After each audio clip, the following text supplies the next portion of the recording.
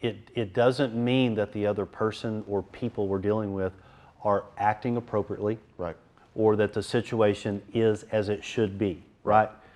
Because sometimes we go, this is jacked up, you're hurting me, you're all right, but it doesn't mean that we can always run and remove ourselves from the situation. Sometimes putting a boundary up and saying, this is crazy, I'm removing myself from the situation, that could be the right response. Yeah. But it doesn't apply to everything. Yeah. Yeah. And sometimes it's not an option. Sometimes it's like, what's Wade going to do? Is he going to leave his wife there and say, this is dysfunctional? No. You got to man up. Yeah. You got to woman up. You got to say, okay, there's no option. I've got to deal with this, right? That's right. So the question that I ask myself is, who do I need to be in this situation? That's good. Who do I need to be? And that's very important, because you fight a spirit with the opposite spirit. Mm-hmm.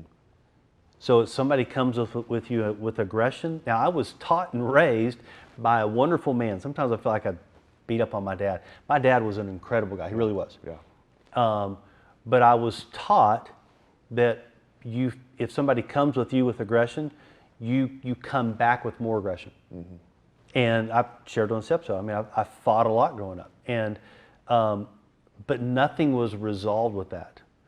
How do you fight a spirit with the opposite spirit? Somebody comes with you with anger and aggression, you come at them with peace, right? Somebody harms you, you forgive them, right?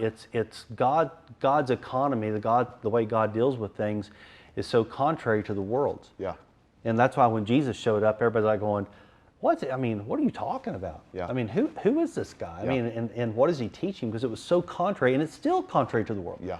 It's still, right? So completely out of our notes here, but wonderful stuff.